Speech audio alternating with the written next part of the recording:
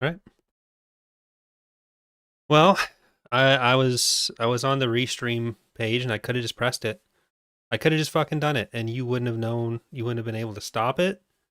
It would have just said live stream with a picture of Maul, and it would have been appropriate. But Alrighty. oh damn it, it sucks. Did you actually? I don't know if you actually got rid of it though. It stores all of them. Probably didn't. Halfway through the X2 stream, I'm just gonna pop that on, and then everyone will see exactly what a degenerate you are. Okay, well that's fine. Hello there, everyone. Welcome to another episode of Tap Calf Transmissions. I'm one of your hosts, Corey, joined late, as always, by my co-host, Mr. Justin Eckhartsladder. How are you doing tonight, Justin?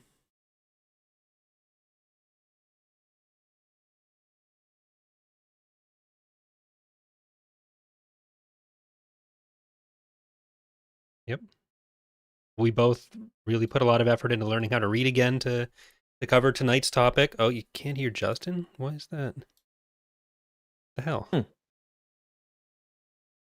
Weird. Okay, try talking. Test. Okay. Well, I'll redo the intro. Okay. I think when I switched my speakers to the upstairs speakers back to the downstairs speakers, it changed stuff for some reason.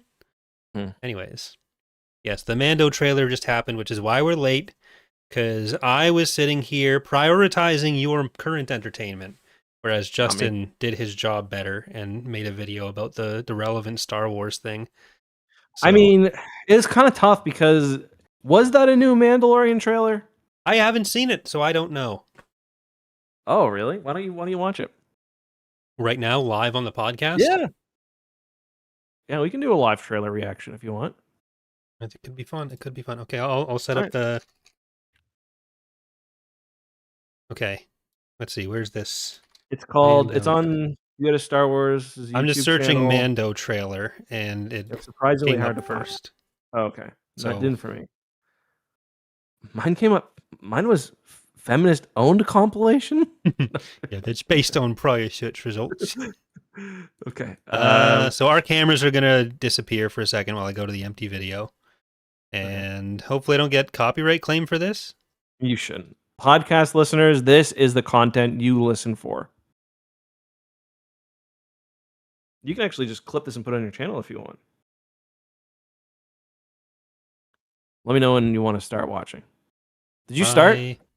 I'm going into studio mode and then. Okay.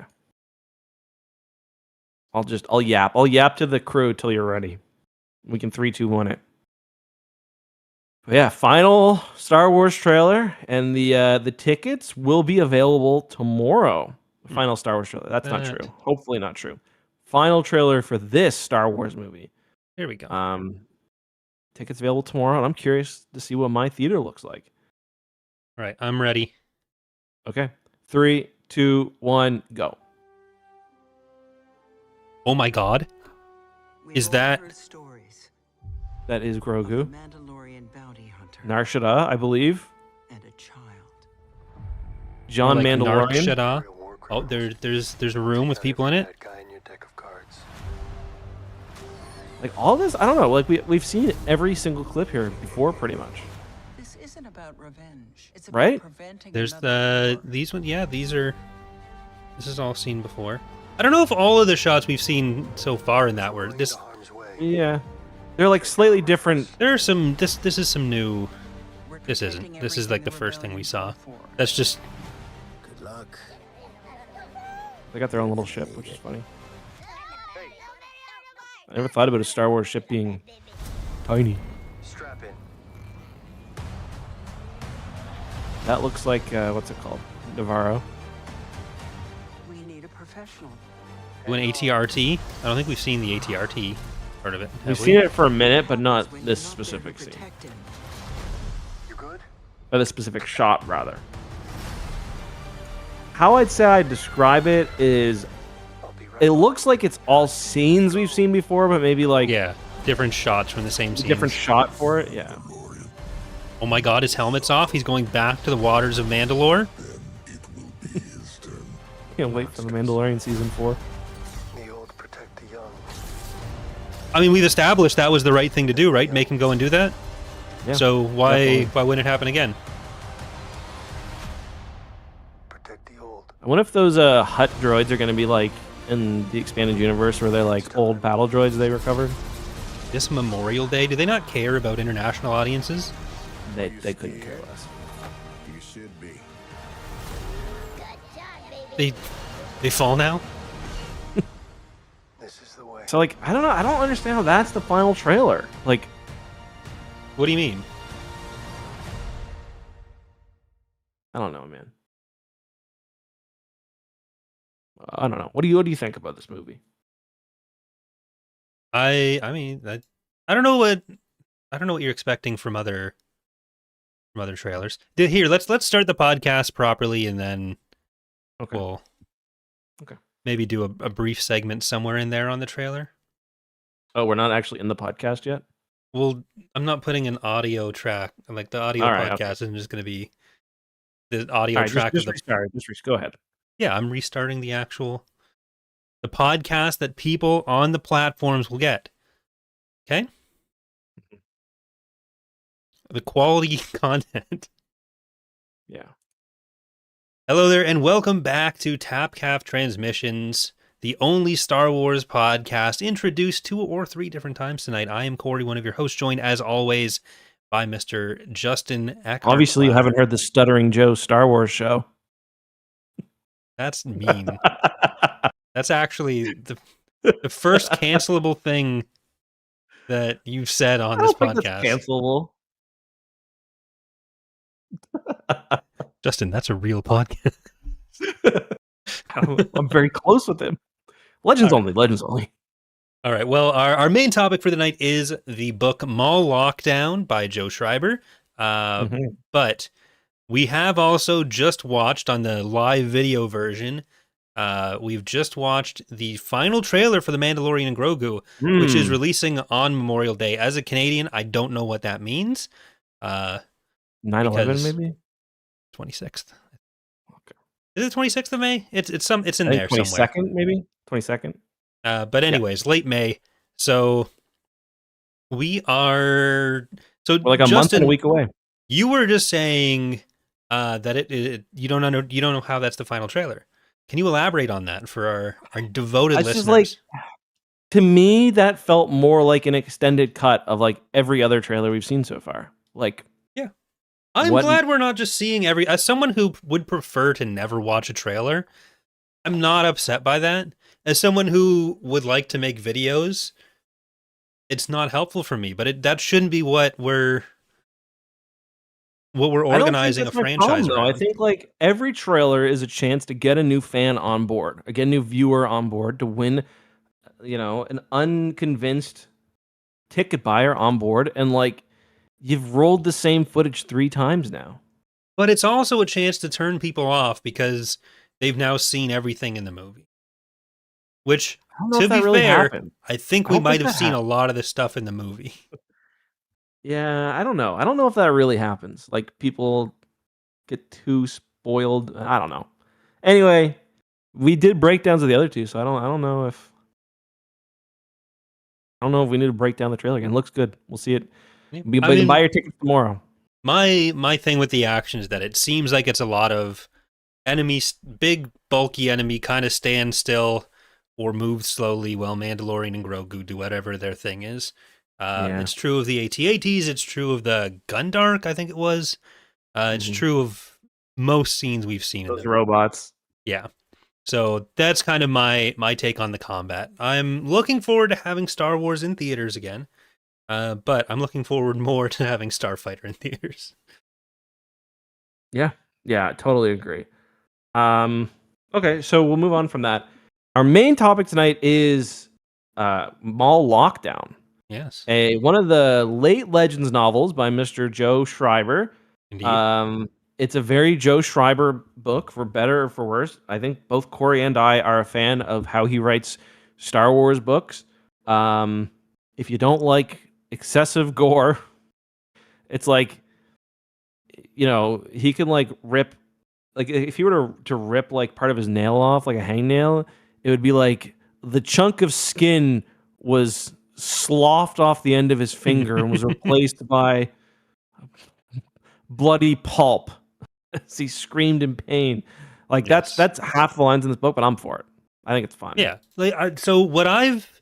My takeaway from this and Death Troopers, the two Joe Schreiber books we've read so far, there's still one left, Red Harvest. Mm-hmm. They're obviously much more in the kind of gory direction, and Death Troopers was a horror book. Like, they know what they're trying to do, and they do a really good job of that. Like, if I'm just reading genre fiction, this wouldn't necessarily be the genre I go to.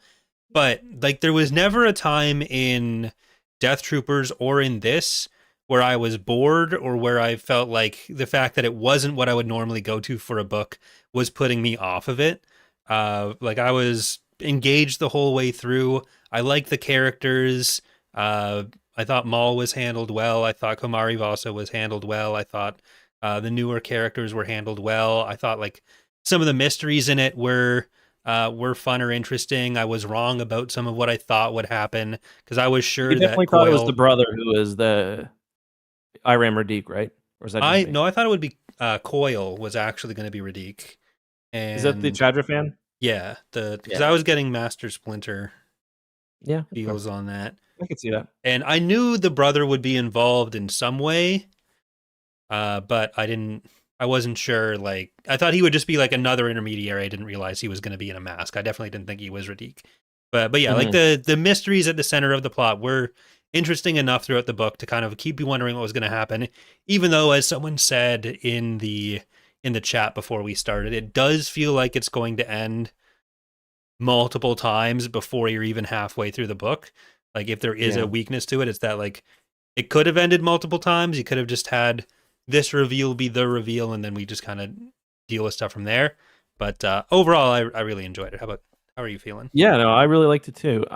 It is quite similar to, and again, like a lot of the details I've forgotten of what's it called, Death Troopers, but like that book is kind of similar in that there's a father-son duo, where the father is trying to keep the son. Isn't there? Well, in there Death were two Troopers brothers. Brothers, okay. Yeah, and they team up with Han and Chewbacca. Which they're was not. the They're somewhere they part of it. shouldn't be, and I would think I was more surprised at how connected the story was. Like, I wasn't expecting the Plagueis stuff, because I don't think I've ever read this one. Was not expecting the Plagueis stuff. I don't know as much about Komari Vosa as I'm sure you do. Does she exist because she's like a retcon to Saj Ventress, or is it? Were they always meant to be two different characters? They were always two different characters. Like, I think Komari was introduced in Bounty Hunter. Okay. Was it Bounty Hunter? I think it's Bounty Hunter, where like she's there and then she's in some comics. Like, she was never Ventress. Okay. Because I looked it up and I was like, oh, she's got two curved twin lightsabers. Those are filling the same role as well. Yeah, for sure. Yeah. And like even the pictures I looked up, because I don't know if I've ever played Bounty Hunter, but she even looks kind of like Ventress. But interesting. So yeah, she's fun. Obviously, she leads the Bando Gora. I assume you know more about her, Corey, from your mod work. I'm guessing. Well, she's dead before she'd be even dead. Fallen Yeah, she's dead Republic before the Clone Wars, right? starts. Yeah, but because I don't think I've ever read anything with her in it, except. So the reason her lightsabers are similar to Ventress is because Dooku gives Ventress her lightsabers. Yeah. So it's. But other than that, similarities come down to the fact that like they were created to be similar people. I was reading, or not reading. I was listening. I think it was your review. You were talking, or maybe it was on the podcast we did together. But Darth Maul is really not very old. No, like in this, he's got to be like 20, maybe. Yeah. I was talking about that in the video I did about whether he like legitimately counts as a Sith. Right. Yes. Yeah, he's like at most 22, I want to say here, and Mhm. Yogan, the son of the father-son pair, is only 16, so he's a youngin too. Yeah, I liked this book more, I think, than Shadowhunter. Yeah, Um, I agree. like it's just a very fun, premise. So the premise, for those who've never read it, is Sidious sends Maul into Cog Hive 7, which is this like space jail, basically. And if you're wondering, well, and these are for the most hardened criminals ever. They get implanted with these devices where they can be killed at will. It's right in their heart. If you're wondering, well, why wouldn't a galaxy this cruel just space these people? Because it's really expensive to do anything. It's because they fight them in these gladiatorial pits, which is, I did a video on this way back in the day. Maul, the first fight of his book is against a Yuuzhan Vong. Mm-hmm. And Maul, throughout until the very end of the novel, he does not use his force powers. Not even like his, and not just like no force push or anything. He tries to avoid even like using like trances or like his precognition. But he the first fight against the Vong is pretty brutal. He like crushes his face with his horns. He puts the amphistaff in the Vong's. He shoves it down its throat, basically. Mm-hmm. This Um, seems just like what a Vong would be doing on a Saturday night anyways, so. yeah. But if you've played Jedi Fallen Order, it's basically like if Mm. this section where Cal is in the fighting pit just kind of turned into was a whole book. That's actually that's a good comparison point. And he's there to get a bomb, a nuclear bomb, or a device for the Bando Gora, which that comes up in Plagueis, right? Because don't they try to use it against? Yeah, so the reason Palpatine wants Maul to do this is so he can use the bomb against Plagueis. And Plagueis is also kind of playing it all through Sidious. Like it's the two. There's like a B plot of Sidious and Plagueis kind of operating behind each other's backs, and you can see Palpatine a little bit on the back foot in some places, which is something we don't really see from Palpatine much. So I think that's a fun element. But really, if you read Darth Plagueis, this is kind of like an interstitial of what Maul's doing during some of the events in that book, because you get some Maul in that. You get some Yeah. of like his early training, and you get Palpatine setting him off to do stuff. But he's very much a background character, whereas here the perspective's reversed. And I think that's one of the things that makes the book work so well, is that even though it's this very specific genre within Star Wars, it is tying into a book like Darth Plagueis with all these connections everywhere, which is a tough job to do. And I think part of what makes me like it so much is that it handles that really well. Like, it'd be easy to kind of tie yourself into Plagueis that heavily and make these comparisons possible in a very bad way by just using Sidious and Plagueis really poorly. And I think the book does a really good job with them. So it's a risk, Yeah. and it's a risk that paid off. Yeah, I agree. There's no like you could argue the Han Solo connection in Death Troopers is kind of unnecessary. Yeah. And maybe that takes away from that book a little. You don't really get that in this. I mean, to a degree, you do still have the Mando Gora, and you have Jabba's also in this. But other than that, like The pretty job minor. element is a little unnecessary. Yeah, I would agree. Then we get what seems to be a Chiss at the end, but Yes. Iram Radic is revealed to be a Chiss, but he's not a Chiss we know, because he's killed by Eogan kid. Yeah. I will note I listened to this book on audio. Highly recommend it. It was done in the same way that Death Troopers was. Lots of really gross sound effects, like his back broke, and or like it's funny. It kind of reminds me of like they put like the gore slider on for the Star Wars universe, because it's like it's not a lot of the violence isn't that different. Like it'll be like a No. blaster fight, but instead of like someone gets shot in the chest and slumps over, it'll be like their head exploded in pink mist and brains splattered all over the wall. And the audiobook Yeah. is funny because it just has like sound effects like that. Yeah, like the Siddiqui Bleer, the warden of the prison, gets her leg bitten off by this giant worm Yeah. monster, the Cyrox, that lives in the middle of the prison, which is kind of the embodiment of the prison thematically. But after that happened, like, people lose limbs all the time, but here's like the splintered tibia and the Yeah. gooping lorbulin. Yeah. That's Yeah. my anatomical knowledge at its limit. Yeah, and like Maul's always having like his muscles torn away, and like Yeah. it is very brutal. But like, and some people don't like that, I guess. But I don't know. Like for me, like it's a Star Wars book. It's like, I don't know. It's not meant to be too serious, I don't think. There was at least one part where I felt like the attempt at references got a little too on the nose, where there's like, she's asking for a status report for different areas, and the area she wants a status report on is section 1212. So like 1313. 1313, but Yeah. a little different, Yeah. a little just one-off. cheeky. Yeah. I mean, I feel like we get that in every book now. like if someone's not saying that they don't want to hear the odds, are we in a Star Wars book? True. But yeah, so basically Aram Radiq is this guy who is running a weapons shop in the middle of this prison with inmates that he's like funneled in. How people don't notice or care why all these guys have their eyes gooped out, which is the criteria for working for him, or how these inmates are disappearing. That seems like something people should work out. But he's got this weapons manufacturing thing where he's trying to make these lightsabers that don't really work because he's not compressing the crystals enough. So Maul ends up having to fix that with him.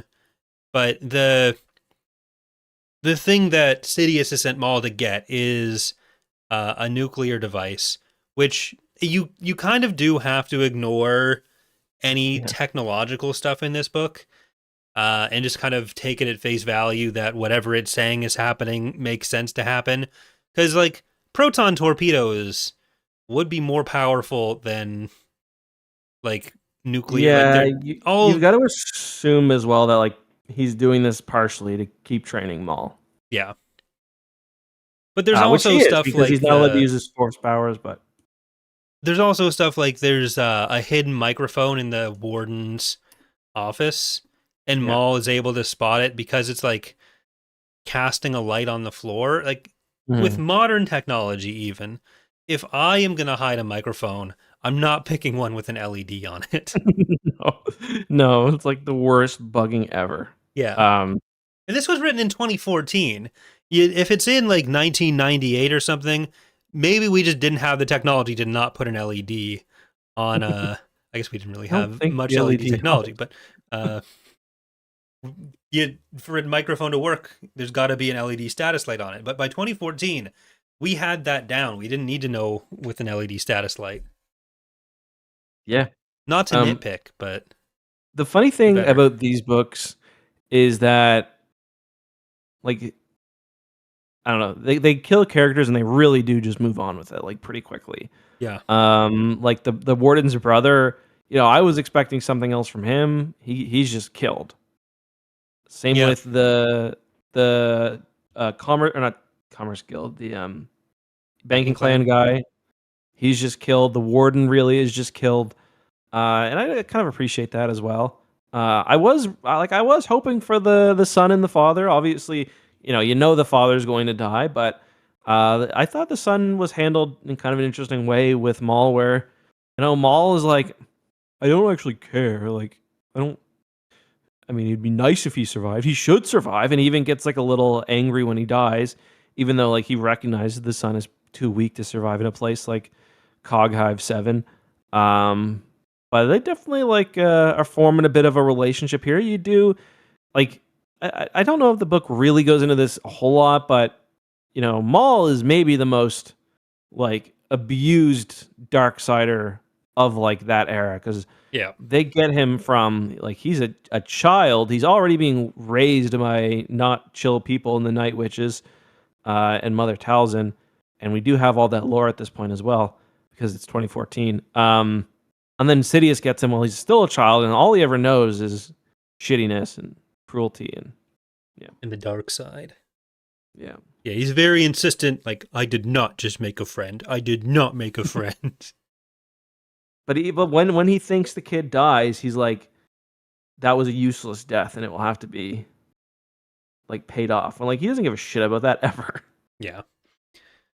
Yeah, like I feel like what was the guy's name? Vesto Slifer, which was Damask's or Plagueis's agent within within everything. Like he dies when he's kind of done his job already. The warden dies when she's done her job already. But the like the subplots with Dakarai don't really go a ton of places. It's mostly about finding out that he was inmate zero. And that's how he gets his numbers done. So that's kind of a self-contained thread that gets wrapped up, and then no one ever has any kind of reaction to that other than Maul. Yeah. So.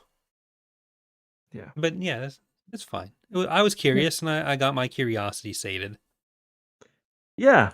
I don't know. Like, to me, I was less interested in the mystery. Just, I thought the cool thing was, like, who are they going to put him against next? Like, what kind of creature is he going to face off against next? Because first thing he fights is the Vong, and then he fights something before the Wampa, right?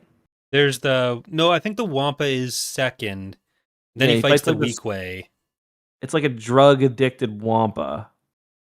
Or it's not drug addicted. It's like it's been like he rips the Wampa's like jaw off and like its head open. Yeah. He's still alive. Pretty gross. Maybe this is me, but I always thought Wampas were too goofy to be scary. I know he whacks Luke. But when they're describing it in this book, this was like the first time I realized that someone wanted me to think of Wampas as like a threat. Even though I've played Jedi Survivor and the Swampas are in there. You played Shadows of the Empire? No. We've there you go. This. Yeah. So that might be it. There's what's the game called? It's that FromSoft game. FromSoft ninja game. Dark Wampa? No.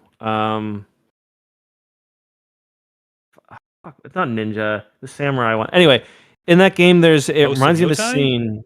What? Or Spirit of. Yeah, go ahead. Sekiro. Oh, okay. Not my. Anyway, in that thing, one of the bosses is this giant white monkey.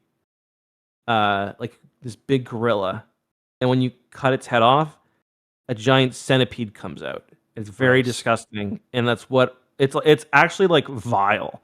And it's what this scene reminded me of. That's gross. Yeah. Very hard game. Hardest boss ever. The last boss of that game. Mm-hmm. Yeah. That's why I only play easy games. Yeah. That game you can't even make easy. Like in other FromSoft games like Elden Ring, you're having a hard enough time, all you farm souls. But you can't do that in Sekiro. Ooh, Farm Souls would be a fun game though. It's like Stardew Valley, but made by FromSoft. Okay, so great point, Corey. Yeah. Maul does have a reaction to Smite, I think his name is, the guard being on drugs. Where he's like, be careful what you put in your body. It's like, buddy, you're gonna run like 7 drug cartels after this. let's take it easy. Yeah. How do you feel about like this version of Maul versus like, is it seem like the same guy that we get in like the Clone Wars and whatnot? I was trying to think of that a lot as it went through, and I think there's the elements there. Like, Maul goes through a lot after this, and I don't even know when Maul could have become the guy he is in the Clone Wars, because he's 20-ish now. Then he spends like 10 years as an insane spider, right? Is it that long? Really? Wow. Well, I guess it's it is. the Yeah. entirety between episode 1 and that part of the Clone Wars, right? Because it's not like you're flashing back to them Yeah. finding him. Yeah, that's cool. When is he becoming this soliloquizing Shakespearean guy with whatever moral stance? Like, that feels like that might just be imparted in him by the Night Sister. So it's like a little bit of a new quirk in his personality. But like there's still this element of like honor and whatever. You're just taking away the subservience. And a lot of what characterizes Maul in like Shadow Lord and the Clone Wars and whatever else is this kind of his response to subjugation, I guess. So it's hard to have those elements before he's had it beaten out of him, of just like serving Palpatine is all that matters. So there's a similarity in that he's chosen the things that are his entire personality that he's going to dedicate himself to. It's just they're very different things in the Clone Wars versus here. So it can be hard to mesh that together. Also, when did he get his teeth fixed? He's always in a superposition between nasty and regular teeth. Okay, when I was growing up, and I guess you weren't really a Star Wars fan when the prequels came out, so. But I became like, a Star Wars fan between 2 and 3, so yeah. I didn't think Maul was an alien. No? No, I didn't. I thought it was supposed to be like body modification and tattoos. Interesting. And like, because especially like everyone knows the Darth Maul now, where like he's got these massive horns. If you look at Maul in the Phantom Menace, they're not they're very big. tiny. Yeah. And like I thought his face and eyes were tattooed. And I think there are even some shots in the movie that I'm sure this is an accident where you could see some human skin. like some like white skin.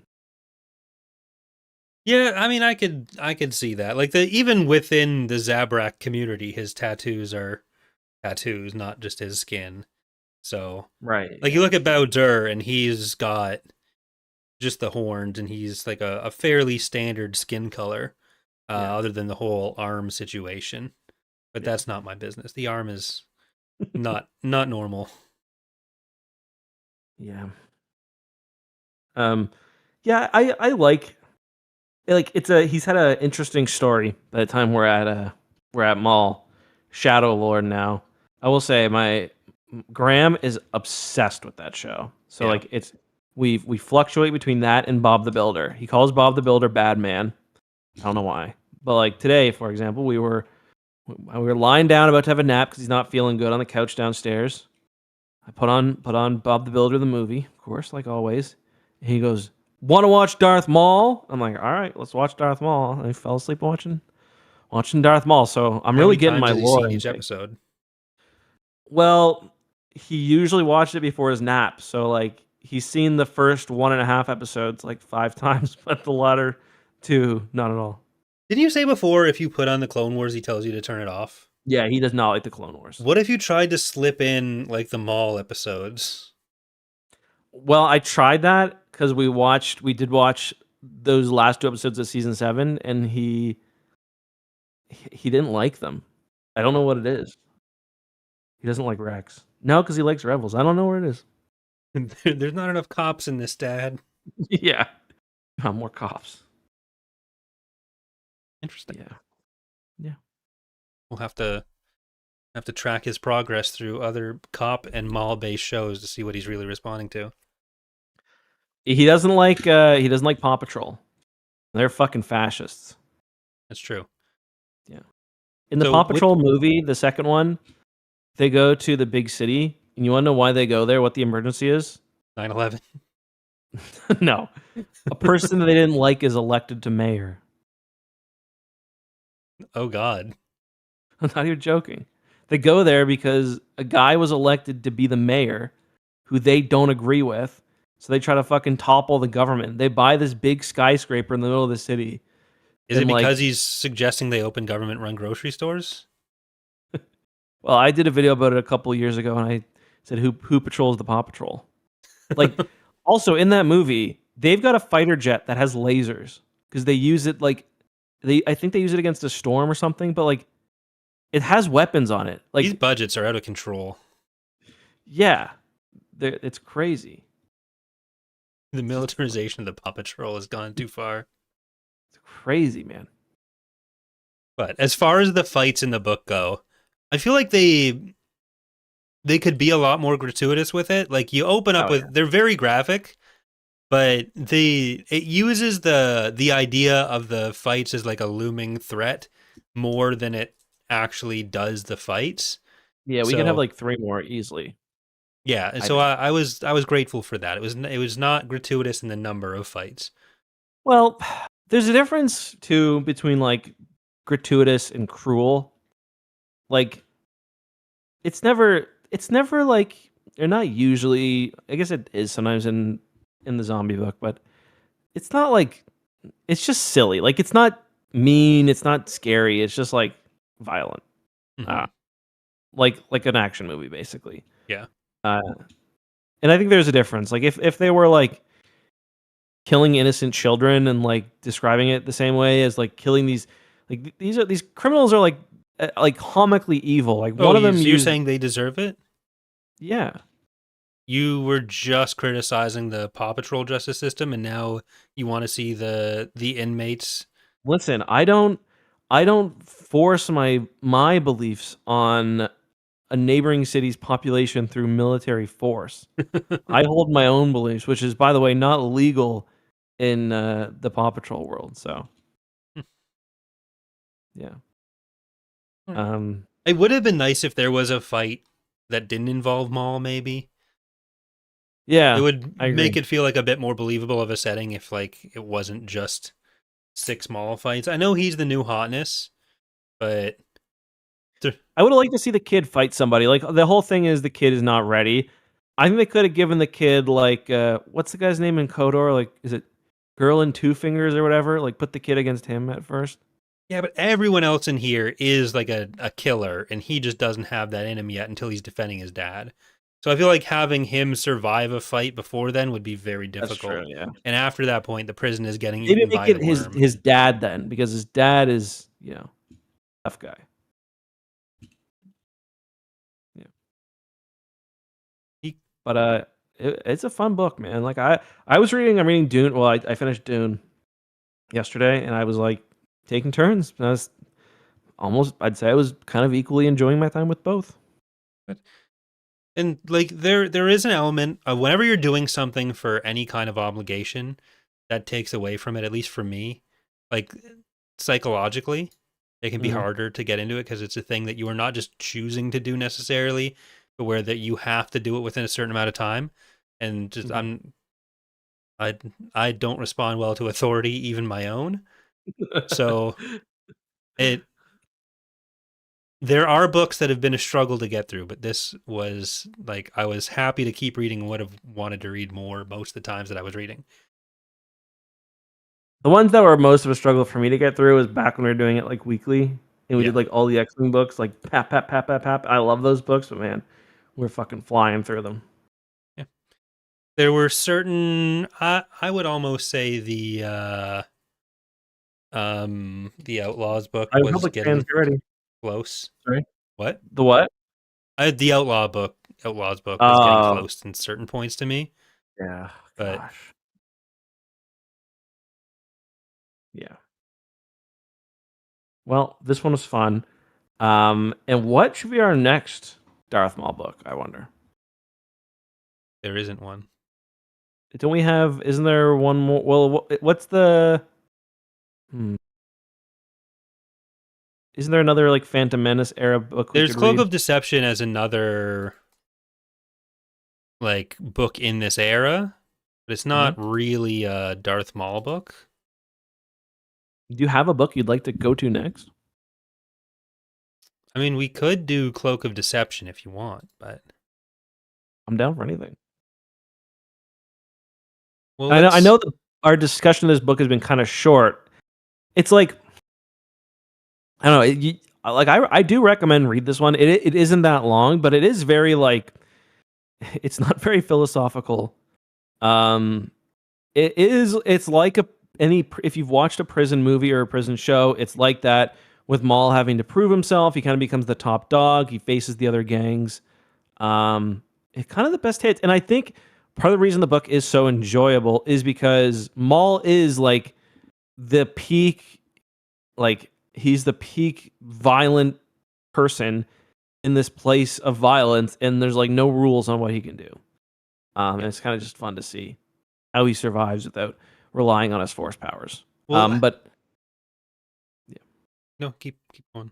no, that's fine. Keep going. I'm good. It is nice seeing like that beyond just being superheroes, there is all this extra conditioning that he's done. Like he's not just powerless without the force. Yeah. But that's how he doesn't really realize that the use on Vong is not something he can sense in the force right away. But is this where Palpatine learns about the Vong from? Does he know already? It's a good question. I mean, I don't think so, because I think there are so many aliens in the galaxy that even for Palpatine to not recognize one, I don't think is enough to set off alarm bells. But the idea of like Maul comes back and says, "Hey, I literally couldn't sense this thing in the force. It was a void." But he didn't use the force though. He realized he couldn't sense it afterward. Like, while he's fighting towards the end of the he? fight, he realizes that he can't. Okay, I must have Picks missed up that. on it. I'm pretty sure. I don't think I hallucinated this. Maybe. Sounds right to me. But there was also, how did you feel about the cameo of our Death Troopers characters and ship? I didn't even pick up on that. Where was that? The prisoner barge that's coming in, that was the Oh, was it? yeah, I forget what the fuck's it called? It just fell out of my head, but Oh, I didn't even notice that. Death Troopers.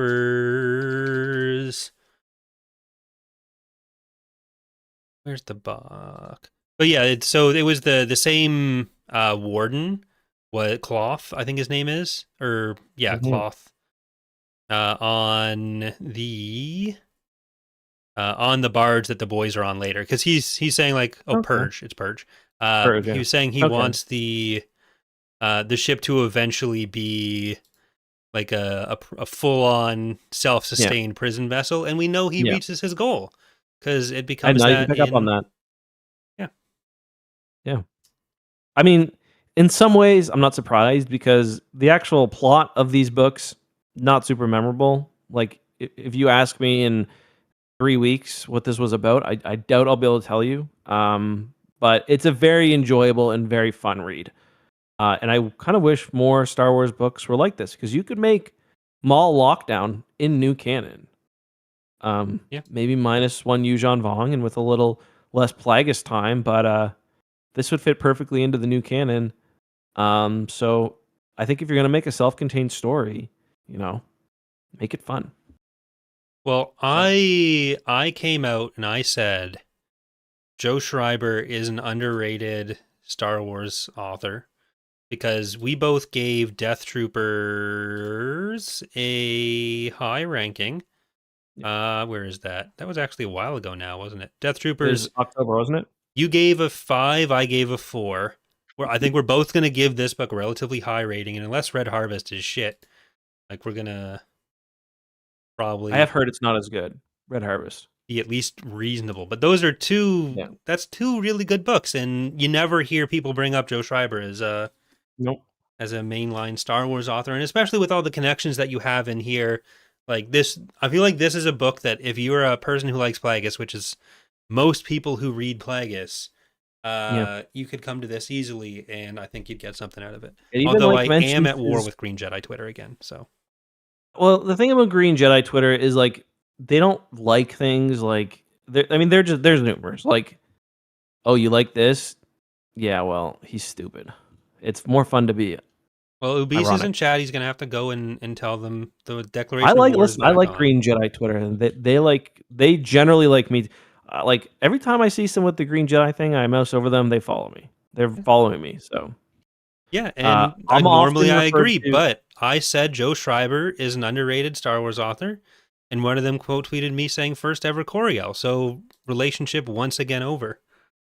Yeah, I always see them saying like, "Oh, like Coria's ex younger brother who's not yet washed.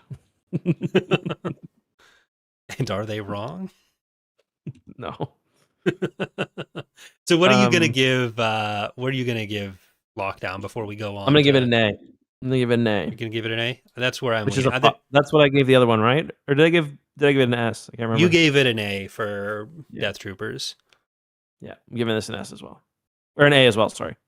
I am sitting on A right now, but while I was reading it, I was thinking in a few places like I might actually give this book an S. You should do it. That'd be bold. There's just enough that's like this is kind of too much, or this book could have ended like 3 times. That it just brings it that little bit down in a way that I don't feel in like Victory's Price. It doesn't feel right to put this on the same level as Victory's Price. Basically. That's the thing for me. Like I really enjoyed this. The end, I kind of sped read through. I don't even remember. Like I read the last 10 pages so quickly. How'd they get off even? Like I thought Jabba hated them. Well, we don't really see them get off. They just kind of leave, and then there's a scene with Plagueis and they're on Palpatine Jabba's ship. Hey, they got off. And then Komari is asking Maul if he wants to get off, but not in the same way. And I liked Komari. I thought she was fun. Yeah. I definitely want to read something else with her. I don't know how much there is to read with her in it. There's a few comics books, I think. But like I don't even think like comic book wise, it's more like backstory for her. So it's mostly games, I want to say. I want to end with my Star Wars hot take. Okay. Maybe this isn't a hot take. I think Star Wars has... there's no doubt Star Wars has had its great movie. It's had its great show with Andor. It's masterpiece show, masterpiece movie. I don't think... I would say Heir to the Empire and that trilogy is a masterpiece book, but you could argue others. I don't think you can say Star Wars has had its masterpiece comic yet. Do you mean just in terms of like how you'd personally feel about the quality, or no? I mean like cultural one impact. Cultural impact and like, and maybe you can't say, maybe you can't even say that for the Heir to the Empire trilogy. But I do think like, you could also say for video games like there is the masterpiece video games. I don't think the comic is there yet. Like people would say the Vader one from canon. Like I don't think so. I think the closest thing might be Tales of the Jedi, just because mostly because of how original it was. But I don't think it's had its masterpiece comic yet. Yeah, I mean, and in terms of like cultural impact getting brought up that much, I don't think it is there. Yeah. And like the closest you could kind of point to is Dark Empire, I guess. But they made a movie out of it. They did, yeah. But yeah, so a very not quite top tier, but very high tier book. Yeah. With books, what are you thinking? What are you in the mood for? I don't know for anything. I'm not picky. There are 2. Okay, so there are, other than the duology of Jedi Knight books, there are 3 post-Endor books we haven't done before Republic, Fate of the Jedi. Yeah, New Rebellion, Tatooine Ghost, and Shadows of Mindor. What about isn't there a Rogue Squadron one before Fate of the Jedi we haven't done yet, or no? Oh, there's Mercy Kill, but that's all later. Like Mercy Kill is after Fate of the Jedi, I think. Am I wrong? Is it after Millennium Falcon? I think it might be during Fate of the Jedi, maybe. But yeah, I think it's either way. I think it's not something we can read before. I don't think I want to do a New Republic era book right now. Okay, I'll do one. I'll be good to do one next time. We can do just Cloak of Deception. Okay, well let's not do that next week though. No, we can pencil that in for the 30th if you want. Okay. So next week we'll just do another Maul episode. Yeah, we'll do Maul. Like we'll try to do Maul on Mondays if we can, or Wednesdays. whatever we can work out. Yeah. All right. So our next book episode, which we are tentatively scheduling for the 30th, is going to be Cloak of Deception by someone. Is that Lucino? No. Let's see. Is it Lucino? Yeah, it is Lucino. Okay. No, it's only 6 hours long. I don't know if it's... Oh, that's the abridged version. Okay. I think the unabridged one. Okay, so we'll see you guys then, and we'll be on X2 tonight. I don't know what we're doing. Something fun, I'm sure. But, yeah, we'll see you there. Goodbye, everyone. Goodbye.